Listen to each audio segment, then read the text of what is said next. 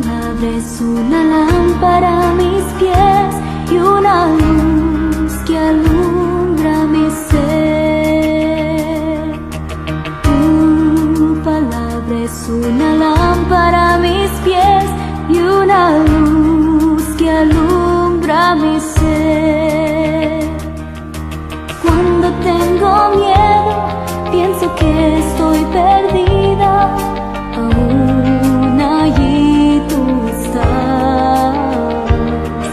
Y nada temeré mientras tú estés aquí. Acompáñame hasta el final.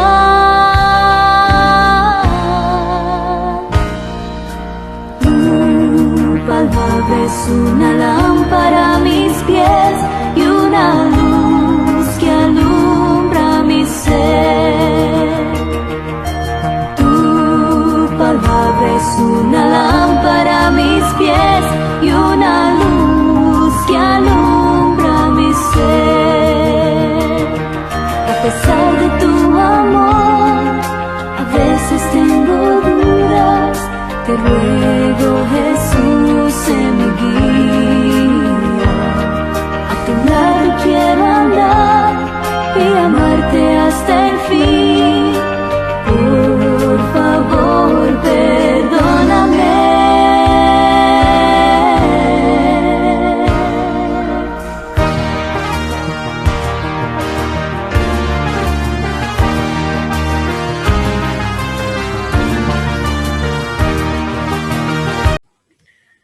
Que el Señor les bendiga. Nos encontramos nuevamente para seguir meditando en la palabra del Señor. Nos disponemos para escuchar su voz a través de esta su palabra. Así que quiero invitarles a que podamos tener un momento de oración. Padre, queremos en esta hora, bendito Dios, presentarnos ante usted para alabar y bendecir su nombre, para exaltar su nombre. Queremos disponernos en sus manos, Padre, confiando en su poder, en su misericordia. En esta hora, bendito Señor, queremos rogarle, Padre, que nos dirija para poder escuchar su voz a través de esta su palabra, ser bendecido por ella, ser edificado por ella, y que podamos, Señor, aprender de ella. Gracias, Padre, por todas sus misericordias, sus bendiciones. Gracias, Señor eterno, en el nombre de su Hijo amado Jesucristo. Amén. Bueno, continuamos hoy con esta parte que comenzamos a ver la semana pasada y que tiene que ver con una conversación, por así decirlo, entre los judíos y el Señor Jesucristo, con respecto precisamente a la importancia de la persona del Señor Jesús.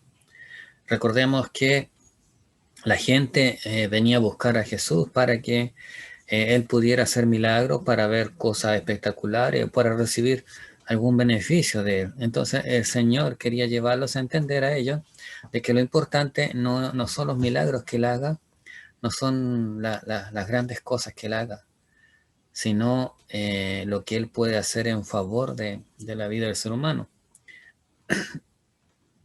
El propósito por el cual Él viene a este mundo. Él viene para salvar nuestras vidas, para rescatar nuestras vidas del pecado. Y es por eso que el Señor quería que la gente entendiera que el Señor Jesús, por sí mismo, era más importante que cualquier cosa o cualquier persona, que por sí mismo Él era digno de ser alabado, honrado, glorificado, exaltado. El propósito siempre de Dios ha sido exaltar el nombre del Señor Jesús. Y es así como vimos la semana pasada acerca de cómo el Señor lleva a la gente a que busque la comida espiritual, o sea, que se acerque, le busque a Él como el que le puede dar la salvación, y no le busquen solamente por los beneficios que pueden obtener. Y hoy vamos a continuar con esta conversación que ellos tenían y vamos a ver cómo el Señor Jesús se presenta como el pan del cielo. Así que vamos a pasar al pasaje que vamos a estar viendo hoy día. ¿Qué señal haces para que creamos? Le dijeron los judíos al Señor Jesús. Esto lo encontramos en Juan, en el capítulo 6, los versículos 30 al 33. Le dijeron entonces, ¿qué señal pues haces tú para que veamos y te creamos? ¿Qué obra haces? Nuestros padres comieron el maná en el desierto, como está escrito, pan del cielo les dio a comer. Y Jesús les dijo, de cierto os digo, no os dio Moisés el pan del cielo, mas mi Padre os da el verdadero pan del cielo, porque el pan de Dios es aquel que descendió del cielo y da vida al mundo. ¿Por qué pedían una nueva señal los judíos? Y es una interrogante, o sea, ya lo habían visto hacer milagros, ya lo habían visto hacer señales, ya lo habían visto hacer grandes cosas. La forma en la cual el Señor Jesús predicaba, en la cual el Señor Jesús hablaba, tiene que haberles incomodado, tiene que haberles molestado. Entonces, por esa razón, quizás ellos pidieron señales. Y hay dos cosas que probablemente molestaron a los judíos que el Señor Jesús hizo o dijo. En primer lugar, ellos estaban acostumbrados a escuchar a los profetas cuando predicaban, o por lo menos sus padres, y a quienes venían y hablaban en nombre de Dios, ellos nunca le habían exigido al pueblo, a los oyentes, que pusieron su fe en ellos, sino en aquel que los enviaba. Siempre los profetas clamaron y le predicaron al pueblo y le dijeron que pusieran su fe y su confianza en Dios. Eso fue lo primero. El Señor Jesús les dice que pongan su mirada en Él. Que pongan su mirada en Él. Que escuchen lo que Él tiene que decirle. Lo segundo, que también tiene que haber incomodado a los judíos, era que el Señor Jesús les decía que las obras que ellos hicieran no les servían para alcanzar salvación, para agradar a Dios. Que sus obras no tenían mérito alguno. Entonces, eso tiene que haberles incomodado, más aún que cuando el Señor les dice que la única alternativa era la fe en Él, la confianza en Él. Entonces, primero, un total contradicción con la predicación o en la forma de que eran los profetas antiguos con el Señor Jesús. Los profetas antiguos decían, pongan su mirada en Dios, oigan, vuélvanse a Dios, acérquense a Dios.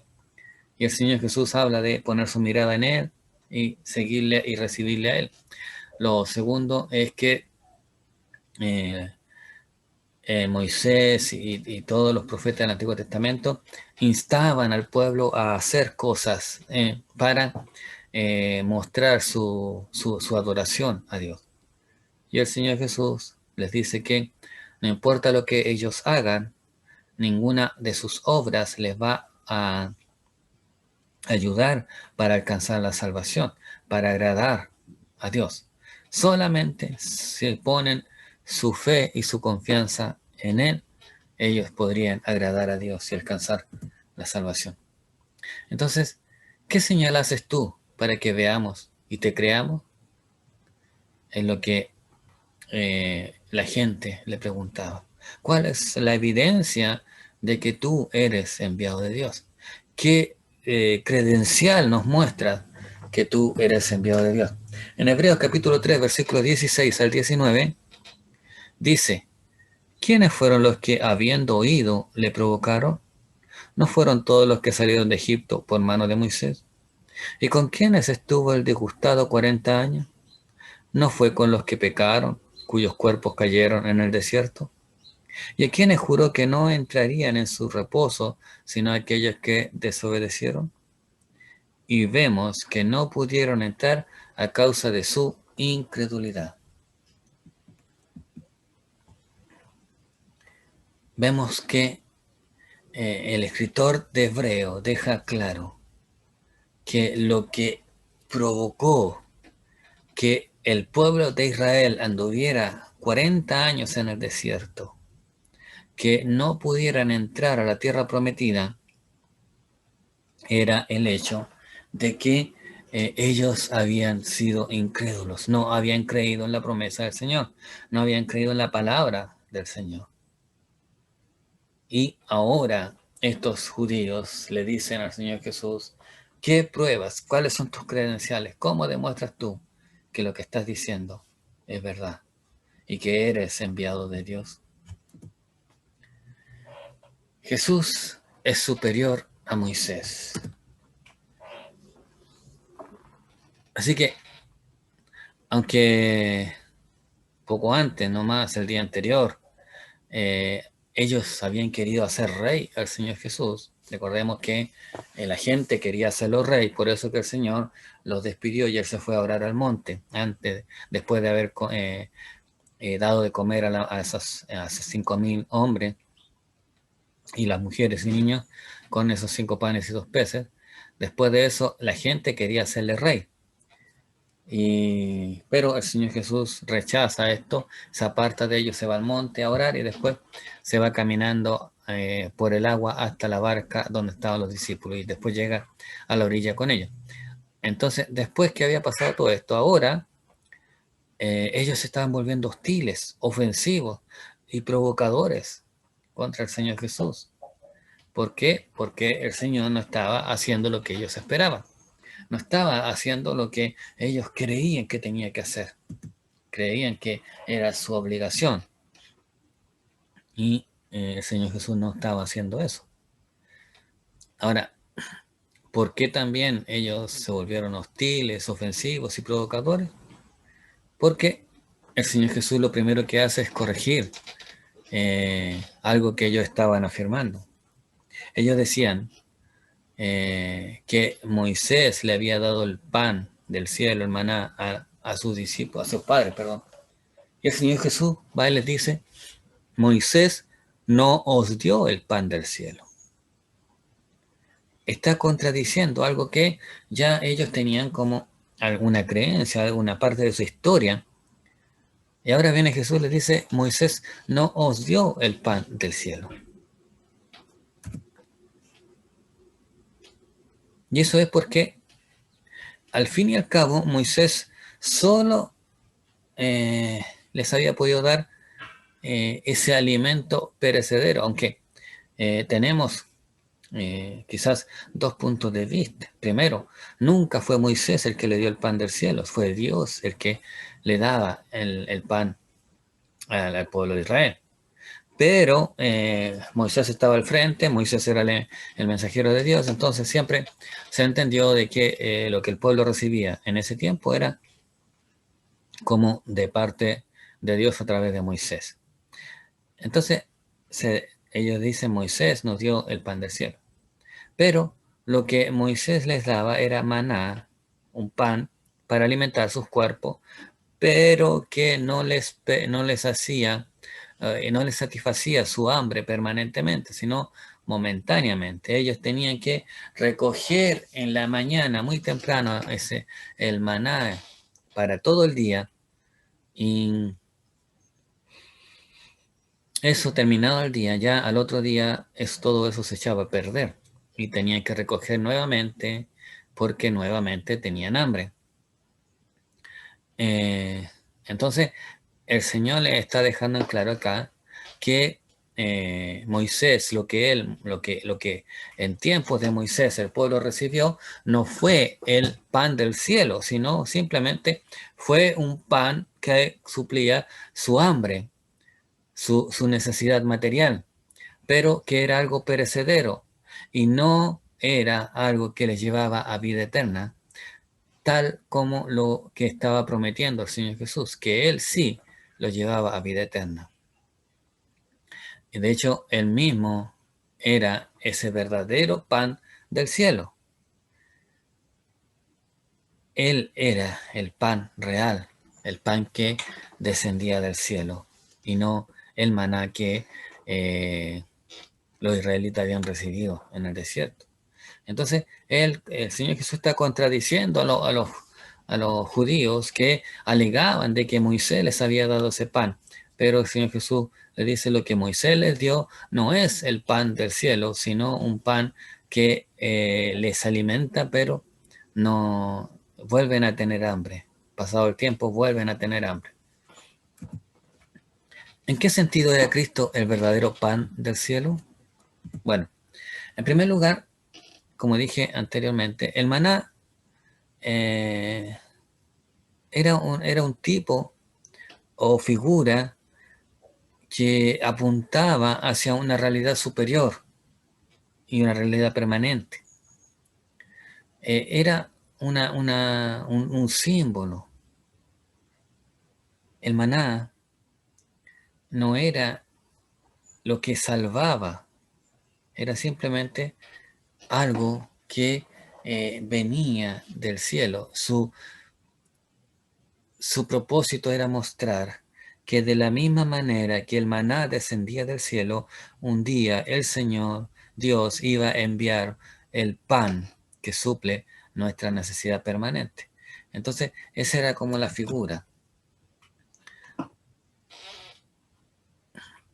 Lo que nosotros podemos ver, lo que Dios nos da a través del Señor Jesucristo, es algo que Moisés solo pudo imaginarse, de mostrar en una pequeña parte, no en su plenitud. Lo que ese pan simbolizaba era que Dios en algún momento iba a proveer el pan espiritual necesaria para alcanzar la salvación, para agradar a Dios. Pero a pesar de su infinita superioridad, es lamentable, es triste entender y ver cómo los judíos rechazaron al Señor Jesús. Incluso ellos manifiestan una actitud provocadora con tal de que el Señor Jesús siguiera dándoles de comer ese mismo pan que Moisés les había dado en el pasado. Ellos le instan a que Él haga nuevamente esa obra que Dios hizo a través de Moisés en el desierto, que el Señor Jesús, si era enviado de Dios, volviera a hacer esa obra. Y eso era en cierta manera lo que ellos querían, pero el Señor les dice que Él no va a hacer señales y mucho menos va a repetir algo que ya había hecho en el pasado solo para que ellos estén tranquilos. Que Él lo que iba a hacer era demostrar la importancia de Él como el pan del cielo. En realidad ellos lo único que estaban haciendo era idealizar el pasado y olvidar lo que verdaderamente había ocurrido. Ellos hablan de que Moisés le dio el pan del cielo, pero hay muchas cosas que ellos no recuerdan que el pueblo era rebelde, no recuerdan que el pueblo desobedecía, no recuerdan que el pueblo no creyó en la palabra del Señor y no quiso entrar a la tierra prometida, y por eso deambuló por el desierto durante 40 años. Olvidó el pueblo todas aquellas cosas que hablaban de lo malo de ellos, y solo se quedaron con algunas cosas que eran importantes, que eran muy valiosas para ellos, pero que no tenían trascendencia en lo que es la obra del Señor en sus vidas. En los tiempos del Señor Jesucristo, los rabinos describían el maná como el alimento de los ángeles destilados de la luz superior, el rocío de arriba, alimento milagroso de sabores variados y apto para toda edad, según era el deseo o condición del que lo comía, pero amargura para los paladares gentiles. Como que el maná había sido algo exclusivo solamente de los judíos y que era para toda necesidad. Sin importar la necesidad que tuviera, la persona solo con comerlo, esa necesidad se suplía. Sin embargo, los antepasados de los judíos no siempre habían apreciado ese maná, sino que de hecho ellos mismos se habían quejado de él con amargura. En Números 11:6 dice, y ahora nuestra alma se seca, pues nada sino este maná ven nuestros ojos. Vemos que el pueblo en algún momento también reclamó de que solo tuvieran maná para comer, que solo Dios les proveyera maná y no otra cosa. Entonces, ellos también mostraron su descontento de recibir constantemente este alimento. Con el tiempo ellos habían llegado a idealizar a Moisés, pero la realidad es que mientras él vivió, el pueblo se había quejado de Moisés, había murmurado contra él en innumerables ocasiones. Y de la misma manera que ahora lo hacían con el Señor Jesús. Ahora ellos hablaban de que Moisés había dado el maná, de que Moisés era aquí, Moisés era allá. Pero en el tiempo en que Moisés estaba vivo, ellos lo rechazaron. Ellos habían hablado mal de Moisés. Sus padres habían hablado mal de Moisés. Y ahora, cuando estaba el Señor Jesús, ellos hablaban bien de Moisés, pero rechazaban y hablaban mal y murmuraban acerca del Señor Jesús. La señal provista, la encarnación. Después de esta aclaración que el Señor le hace, en donde le aclara que Moisés no les dio el pan del cielo, sino que Él es el pan del cielo, el Señor contesta la demanda que le habían hecho. La demanda era, ¿qué señal pues haces tú para que veamos y te creamos? Pero el Señor no les iba a responder como ellos pensaban, no iba a hacer una señal, sino que nuevamente les iba a dirigir hacia Él mismo, que pusieran su mirada en Él. El pan de Dios es aquel que descendió del cielo y da vida al mundo, dice el Señor, y lleva a la gente a poner su mirada en Él. Él les dice, el pan de Dios es aquel que descendió del cielo y da vida al mundo. El maná, si bien es cierto, descendió del cielo, pero no da vida al mundo. Solo aquel que descendió del cielo y da vida al mundo debe ser considerado. Y ese es el Señor Jesús. Él descendió del cielo y Él es el que le da vida al ser humano. Él era la señal que el Padre les estaba dando. El Padre se estaba manifestando, revelando a través del Señor Jesucristo. Jesús era esa señal que ellos estaban pidiendo, pero ellos no la podían ver. En Juan 6:36 dice, aunque me habéis visto, no creéis.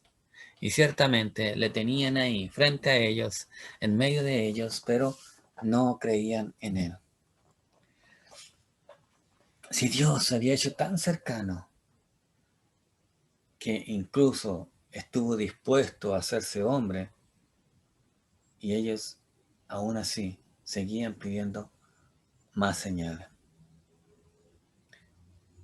Dios se había acercado ya, había revelado, pero ellos, su corazón estaba endurecido, no querían aceptar lo que el Señor les estaba diciendo y ellos pedían más señales, más milagros. ¿De qué manera se podría revelar con mayor claridad? ¿Qué señal podría convencerles? ¿Qué es lo que el Señor tendría que hacer para convencerles? Cuando hemos llegado hasta acá, hasta este punto, no deja de sorprendernos, no deja de maravillarnos, que a pesar de que el pueblo estaba en una total incredulidad hacia el Señor, Dios nuevamente vuelve a expresar su deseo de bendecirle. Mas mi Padre os da el verdadero pan del cielo. Mas mi Padre os da el verdadero pan del cielo. A pesar de la incredulidad, de la dureza del corazón del pueblo de Israel, el Señor, Dios, Jehová, envía a su Hijo a este mundo para que Él sea la señal por excelencia de la misericordia, del amor y la bondad de Dios hacia la humanidad. Señor, danos siempre este pan. En Juan 6, 34, 35 dice, le dijeron, Señor, danos siempre este pan. Jesús le dijo, yo soy el pan de vida. El que en mí viene nunca tendrá hambre y el que en mí cree no tendrá sed jamás. Yo soy, dijo el Señor. Como había pasado ya en otras ocasiones, los judíos solo podían entender las palabras de Jesús en un sentido literal, material. No podían entenderlas más allá. El Señor estaba hablando de una manera más profunda, en un sentido espiritual y no material. Lo mismo le había ocurrido a la mujer samaritana cuando el Señor le ofreció el agua de vida. Ella dijo, Señor, dame esa agua para que no tenga yo sed, ni venga aquí a sacarla. Ella también estaba entendiendo las palabras del Señor Jesús de una manera material, de una forma material. Y el Señor estaba hablando en una forma espiritual. Ella también pensaba que Jesús le estaba hablando de un agua física, aunque era un agua milagrosa. Y es interesante notar que en esa ocasión Jesús no dijo que Él fuera el agua de vida, sino que ese era un don que Él daría a quienes se lo pidieran. Pero cuando ahora habla acerca del pan de vida, afirma lo siguiente, yo soy el pan de vida. Y es interesante cómo Él se identifica y habla acerca de Él como la manifestación de Dios, como el pan que Dios ha enviado a este mundo. Hasta ahora habíamos observado que Jesús utilizaba la expresión yo soy sin un predicado, dando a entender un uso absoluto de la frase que recordaba el nombre de Dios en Éxodo. Yo soy. No dándole una cosa concreta, una cosa puntual, sino que diciendo yo soy de una manera general. De esa manera se entendía que al Él estar diciendo que Él era yo soy, Él era el Todopoderoso. No, era aplicable a todas las áreas y todas las cosas que hay en el mundo. Este yo soy es algo general, es de una manera general, en un sentido general. Pero acá en el libro de Juan, él hace un cambio. Él añade este predicado para referirse a sí mismo y señalar algún aspecto importante de su persona y también algún aspecto importante de su obra, que suplen las necesidades espirituales de cualquier hombre. Si Jesús solo fuera un hombre cualquiera, cualquiera de sus afirmaciones habría carecido de sentido. Pero sus afirmaciones tienen sentido si Él es Dios. Esa era una de las razones por la cual la gente estaba enojada con Él, porque Él afirmaba cosas que ningún ser humano podría afirmar y que eran solo atribuibles a Dios en esencia. Veamos algunas de estas ocasiones en las cuales Él se refiere a yo soy y menciona alguna área, algún característica que lo podría definir. Hay 7 usos que encontramos en el Evangelio de Juan a estos yo soy. En Juan 6:35, yo soy el pan de vida. Juan 8:12, yo soy la luz del mundo. Juan 10:7, yo soy la puerta de las ovejas. Juan 10:11, yo soy el buen pastor. Juan 11:25, yo soy la resurrección y la vida.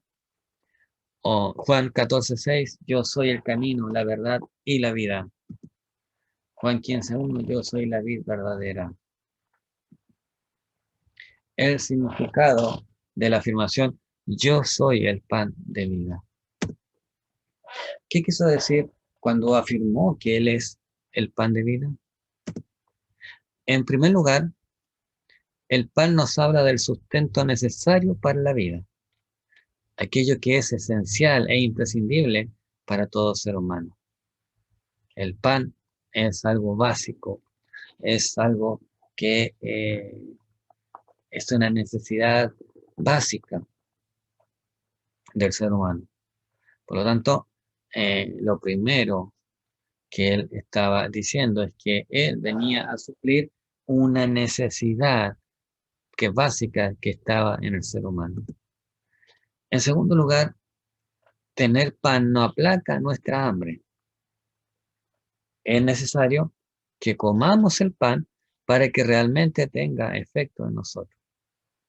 Y cuando lo comemos, el pan llega a formar parte de nosotros mismos. Cuando nosotros comemos el pan, es cuando nuestra hambre es saciada, es cuando nosotros sentimos alivio. Pero mientras no comamos ese pan, vamos a seguir sintiendo hambre. Aunque tengamos el pan al lado, aunque esté en la mesa, si no lo comemos, no podremos eh, saciar nuestra hambre. De la misma manera, cuando Cristo se nos ofrece como el pan de vida, es necesario creer en Él para apropiarnos de esa vida y establecer así un grado de intimidad y de unión que es imposible romper. Cuando Él se presenta a nuestras vidas como el pan de vida, nosotros simplemente debemos recibirlo y debemos tomarlo. ¿Por qué? Porque Él es ese pan que suple nuestras necesidades. La petición de los judíos, Señor, danos siempre ese pan. Ahora bien, los judíos acababan de pedirle una señal porque se mostraban reacios a reconocerle a él como el pan, como la autoridad superior, como alguien que venía de parte de Dios y que aún era superior a Moisés. Pero ahora ellos están haciendo una petición. Señor, danos siempre este pan. Entendiendo que este pan supliría una necesidad, pero ellos pensaban que era una necesidad material, cuando la verdad que era una necesidad espiritual. Entonces, como pensaban que era una necesidad natural, eh,